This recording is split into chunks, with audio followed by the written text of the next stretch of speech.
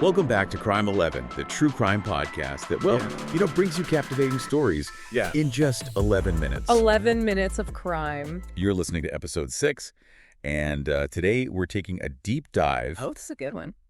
into one of the most notorious unsolved murders of the 20th century. Okay, let's go.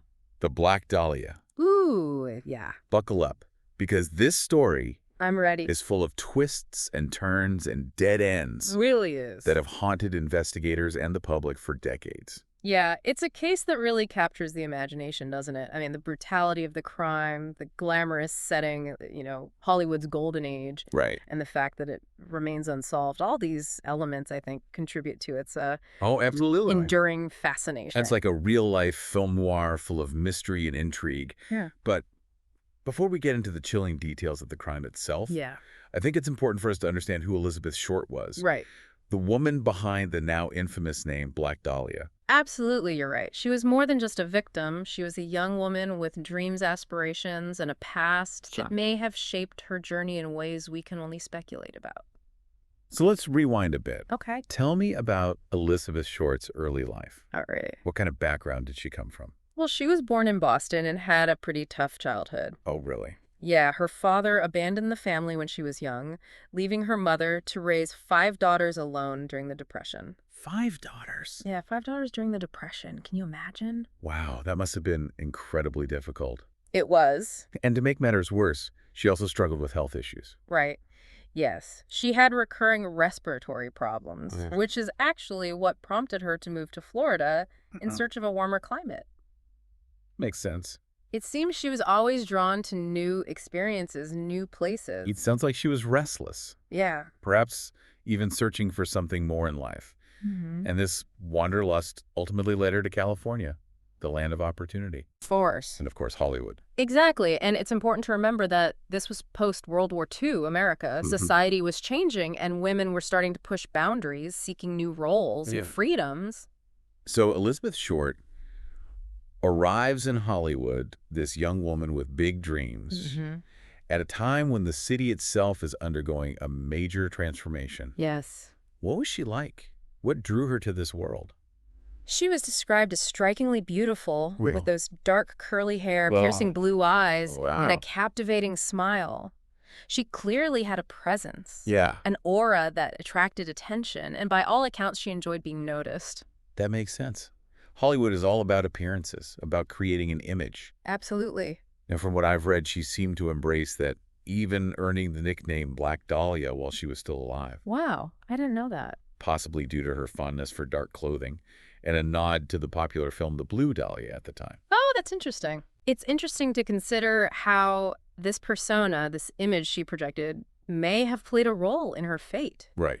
It's like she was stepping onto a stage where beauty and allure could be both alluring and dangerous. It's almost chilling to think about how this seemingly glamorous image might have made her a target. It's possible. Did she have any significant relationships during this time? Yeah. Anyone who could shed light on her life in Hollywood? She had several romantic relationships, often with men in the military, which was common at the time. Yeah.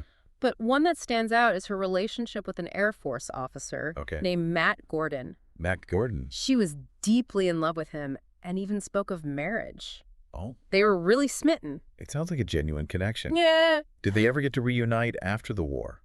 Tragically, no, Gordon died in a plane crash before they could be together. Oh, no. And this loss, according to those who knew her, devastated Elisabeth. She seemed to spiral in the aftermath, losing her love in the nightlife, perhaps seeking solace or distraction from her grief. That's heartbreaking, to lose someone you love so suddenly. It's almost like her life took a dark turn after that. It certainly seems that way. And this period of her life is where things get really murky. Oh. We know that in late 1946, she ended up in San Diego, staying with a woman named Dorothy French. Okay. But the arrangement was short-lived, and Elisabeth found herself once again adrift. So she's alone in a new city, still grieving the loss of her love and trying to find her place in this world. Yeah. It's almost like a recipe for disaster. And tragically, that's exactly what unfolded. The last known sighting of Elisabeth Short was when she accepted a ride from a man named Robert Manley, But wasn't Robert Manley later cleared as a suspect? Manley claimed he simply dropped her off at the Biltmore Hotel in downtown Los Angeles. Okay. Elizabeth was supposedly meeting her sister there, but that meeting never happened. So what happened after she was dropped off at the hotel? Did anyone see her? She was seen lingering in the lobby for a couple of hours, making calls from a payphone. But after that, she vanished. No one saw her again, alive, that is. And then on January 15, 1947, oh gosh, a horrifying discovery was made in a vacant lot in Leimert Park. Oh, wow. It's an image that has been seared into the public's consciousness ever since. You're talking about the discovery of Elisabeth Short's body, right? I remember seeing the photos and documentaries. Yes. Absolutely gruesome. Yeah. Can you take us back to that day and describe what the investigators found? It was a scene straight out of a nightmare. A young mother was out for a walk with her child when she stumbled upon Elisabeth Short's body. Oh, my God. It had been brutally mutilated and posed in a deliberate, almost theatrical way. The way you describe it theatrical, it sounds like the killer wanted to send a message. That's the chilling part. Whoever did this went to great lengths to stage the scene. Her body had been severed at the waist. At the waist. Drained of blood and meticulously positioned. And there was something else that immediately struck investigators. The complete lack of blood at the scene. Wait, no blood? But she had been so brutally wounded. How is that even possible? That's precisely what made this case so perplexing from the outset. Yeah. The absence of blood indicated that Elisabeth Short had been killed elsewhere. Her body carefully cleaned and transported to that vacant lot. It suggested a level of premeditation and control that was truly disturbing. So it wasn't a crime of passion. No. A spontaneous act of violence. Right. It was planned, calculated. Exactly. That makes it even more terrifying in a way. Exactly. Right? The killer had a plan, and the execution of that plan was meticulous, almost surgical. Speaking of surgical, the way her body was bisected, it almost seemed like it required some anatomical knowledge. Yeah. Did the investigators ever consider that the killer might have had medical training? Oh, absolutely. Wow. The precision of the cuts, the way certain organs were removed. Wow. It all pointed to someone with a disturbingly intimate understanding of the human body. Right. Some theories even suggested the killer might have been a surgeon or a medical student. That's a truly unsettling thought. And imagine the added fear that must have gripped the city, knowing that someone with that kind of knowledge was out there. You can imagine the headlines. The Black Dahlia slain by a surgeon. It fueled the public's imagination. Yeah. And the media frenzy surrounding the case only intensified. The press must have had a field day with a story like this. It had all the ingredients of a sensational Hollywood scandal. Oh, yeah. Beauty, mystery, and brutality. It was a media circus. Reporters from all over the country descended upon Los Angeles, eager to get the scoop on the Black Dahlia case. Yeah. But in their rush to publish the most shocking details, they often distorted the facts and painted a rather salacious picture of Elisabeth Short. So they were exploiting the tragedy, sensationalizing her life, and in a way, victimizing her all over again. Sadly, yes. The real Elisabeth Short, the woman with dreams and aspirations, was lost amidst the headlines and the speculation. And what's worse, this media frenzy likely hindered the investigation. Oh, really? Creating a chaotic swirl of misinformation and false leads. It must have been incredibly difficult for investigators to separate fact from fiction, especially with so many people claiming to have information, seeking their own moment in the spotlight. Exactly. The LAPD was inundated with tips. Oh, wow. Confessions and theories, most of them leading nowhere. It was like trying to find a needle in a haystack. So let's talk about the investigation itself. Who were some of the key suspects that emerged early on? Well, Robert Manley. Robert Manley. The man who last saw Elisabeth alive was immediately questioned, but he passed a lie detector test. Okay. And seemed genuinely distraught by her disappearance. He was eventually cleared as a suspect, but then there was another name that kept surfacing. Okay. Dr. George Hodel. Dr. George Hodel. Wasn't he a prominent physician in Hollywood? Yes, and a man with a rather shadowy reputation. He was known to associate with artists, bohemians. Oh, really? And some reports even placed Elisabeth Short at parties he hosted. And there were whispers of a darker side to Hodel, fueled by accusations of sexual misconduct and even violence. It sounds like he fit the profile of the killer in many ways. Yeah. Especially the speculation about his medical knowledge.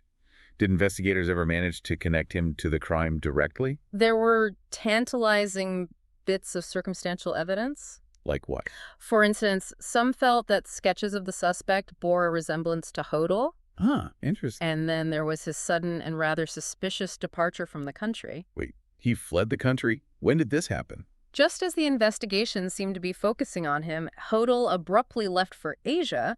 This, coupled with other circumstantial evidence, raised serious red flags. Right. But ultimately, nothing concrete could be proven. It sounds like they were so close to cracking the case. Oh. What a frustrating turn of events. So with Hodel gone, did the investigation hit a dead end? Were there any other promising leads? Well, there was another twist. Sometime after Elisabeth Short's murder, her personal belongings, a suitcase and an address book filled with names, were mysteriously sent to the police. Sent to the police? Yeah. By whom? Was it the killer taunting them? That's what everyone assumed. It was like a scene ripped from a film noir. Yeah. But despite meticulously combing through the address book, Right. tracking down each and every name, Wow. investigators came up empty-handed. No one seemed to know anything or admit to any connection with Elisabeth Short. So despite all these leads, all these suspects, the case ultimately went cold. Tragically, yes. The Black Dahlia case became one of the most infamous unsolved murders in American history.